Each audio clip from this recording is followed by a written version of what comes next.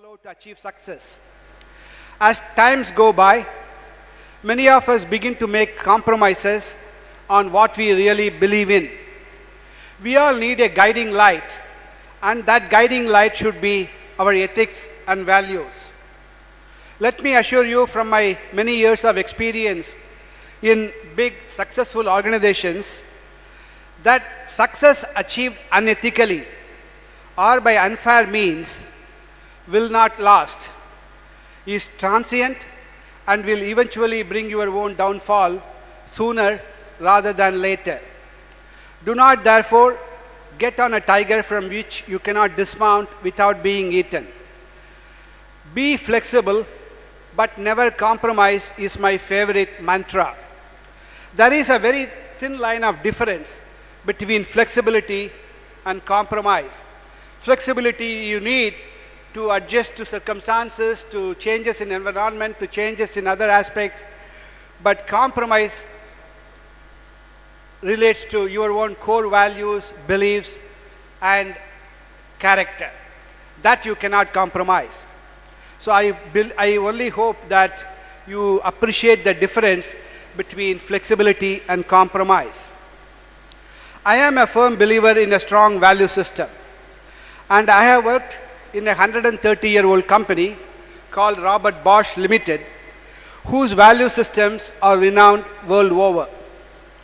I would like to quote Robert Bosch about 120 years ago, who said, "In the long term, an honest and fair approach to doing business will always be the most profitable. The business world holds such an approach in much higher esteem than is generally imagined," unquote. My earlier company, before I joined Bosch, was Hindustan Unilever. It is also known for its values and strong foundation. Every person, family, and society has values. Values can and should provide guidance. The sum of all values by which a person lives forms the personality, the character of that person. Living continuously by their own values makes people predictable. Predictability creates trust, and this also applies to companies, and that is exactly what Bosch believes in. Robert Bosch gave the company its name and created values that are still applicable today. I wanted to quote from him, which he talked about about 80 years ago. "I've always been guided by the principle that it is better to lose money. It is better to lose money than trust of the customer." So clearly, in long term, trust is more important than making short-term money and profit. The centerpiece of ethics and values is integrity. Broadly, integrity refers to the quality of a person's character. From integrity flows not only ethical behavior, but also many other characteristics which are so important to professional and personal success. One such characteristic which comes to my mind is dependability. How can an organization entrust someone with responsibilities when he or she is not dependable? How can a man or a woman trust you as a life partner when you cannot be depended upon? Forget others. Without integrity, even you will not respect yourself. Integrity is doing what you say you are going to do, keeping your promises, being a person of your own word. Basically, it's all about commitment. Fortunately, your integrity is not fixed at birth. None of us are born with integrity or lack of integrity. This evolves with our own self-development, and you will soon experience that life is not a destination, but a journey in your development. It is not the achievement of the goal that defines you, but the challenges that you overcame in achieving it. We need to show this in our everyday activities. If we are habitually late to office, can we teach punctuality to our children? If we are habitually traffic offenders, do we have the right to blame chaotic traffic conditions on the streets? So character, value, and ethics begin right from your own footsteps, not from others. Since your generation is not afraid to ask questions, your generation is not afraid to challenge the status quo, it becomes even more important that as you now step into the adult professional life, you have a clarity and a belief in your own value system. In this instant solution and fast-changing professional space, where things fly at the speed of light, these values will keep you firmly grounded.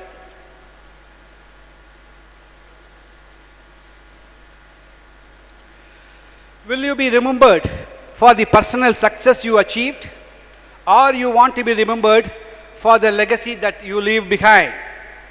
Will your footprints be like those on the sand on a seashore to be washed away with time, or will they be set on stone? We must have a larger purpose in life and care for society as a whole, and not be terribly obsessed with one's own career and money alone. This is what I call as true social responsibility. You ought to be the torchbearers of our country's rich tradition and its progression into modernity. Our nation has a very large share of its own challenges, from dire poverty to health issues to literacy. We can all make a contribution in our own simple ways to improve the situation of our society. Here, I would like to share an example of a person whom I know very well. That person is a lady, a housewife, and an artist. About 25 years ago, that lady, lost her daughter when the daughter was 3 years old. She died of a congenital heart defect after very advanced treatment in a very modern hospital in London in 1991. Years went by, 5 years went, 10 years went, 15 years went. Then the call of life occurred to her. That call made her to think, to see whether I want to mourn the death of my daughter for another 20 years, or should I do something worthwhile. So then, after a lot of thought, she had about 10,000 rupees in her personal account. She invested that 10,000 rupees into a charity, into a foundation called IIITDMK Trust, to enable underprivileged, very small children who have similar heart defects to be treated and to be given a new life. So from the 10,000 rupees today, that trust has achieved and cured more than 1,000 children who have been affected by this very serious heart defect. Yeah? Many of you are mechanical engineers, electrical, electronic engineers. Heart is like a pump. It's a mechanical instrument. And if the mechanical instrument doesn't work, the blood doesn't get circulated, and then the body doesn't function. Your nails, your lips, your body turns blue because of lack of oxygen. If you can correct this mechanical part, then the children can really live full life, normal life. So with this simple principle and enormous determination, that lady has achieved more than 1,000 children. She is sitting before me, my wife, Chitra Vishwanathan. I don't want to talk about her in this. What I wanted to talk about is, there is no time for all this good work. Any time is a good time. Any age is a good age. And any cause is a good cause.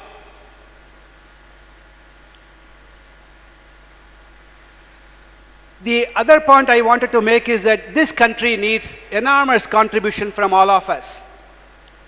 We will need generations to reach the levels of advanced nations in the field of health, education, and other basic needs of the people. And we depend on you, the youngsters, to propel this country towards this goal.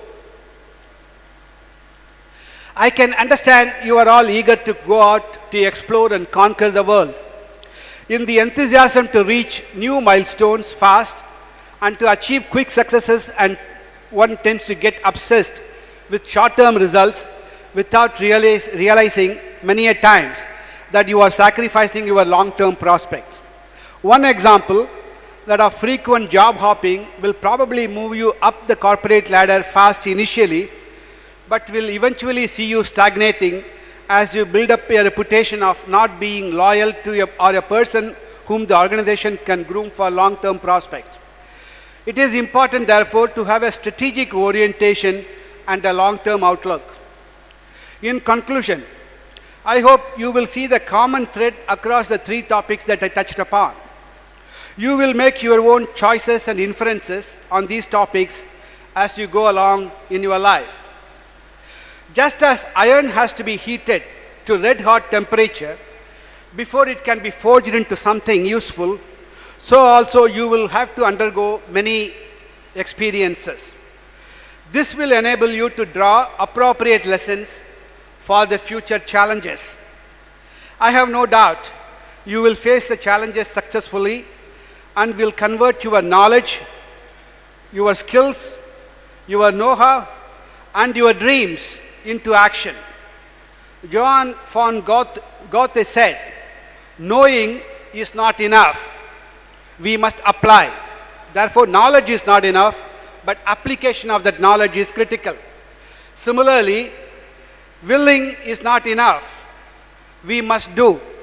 So willing is not enough, but doing is what is necessary. Now is the time to work on your dreams with passion. It will be hard work, but I'm sure you will go about it with enjoyment and equal passion. Thank you, and wish you all a very great success in both professional and personal life. Thank you very much.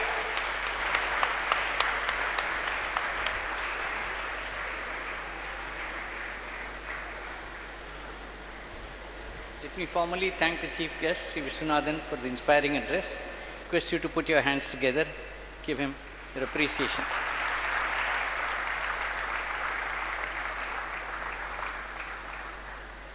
We come to what you're all waiting for. Does it please the members of the Senate to approve the award of degrees of the Institute to the candidates who have become eligible to receive them at this convocation? In case you didn't hear it, they said yes, please. Mr. Director, please award the degrees of the Institute to all eligible candidates who may be proposed by the stream coordinators.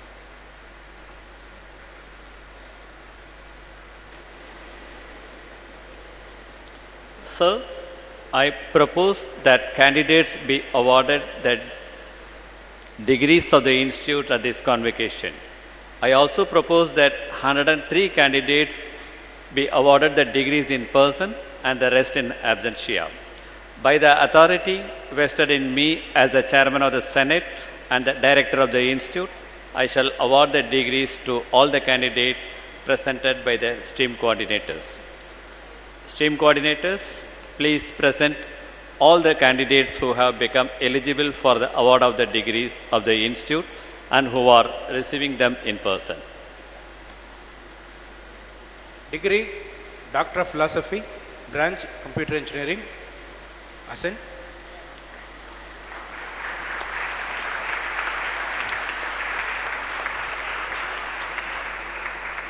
Degree, Bachelor of Technology, Branch Computer Engineering, South Chennai.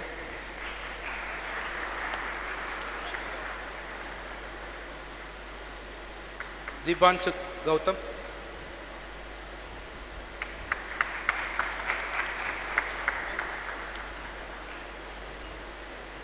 Soy Hamant.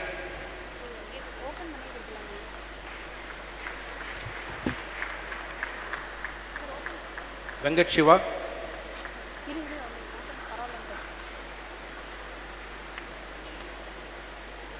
Avinash,